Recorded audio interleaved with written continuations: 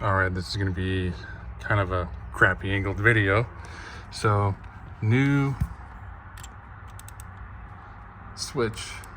So what I did is I ran wire through here, pulled it underneath. There's a little crack that I was able to grab with a picker from here. But right here, I unbolted the housing for it, and there's a little case. There's this plastic cover, and I just folded it over, get it off of these the nut housings here. So let me do that real quick.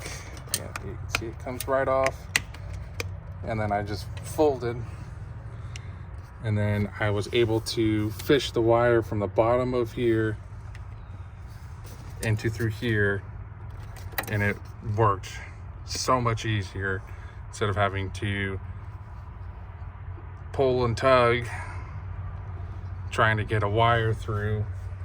So I definitely recommend doing that if you're going to try to change your turn signal switch on your square body.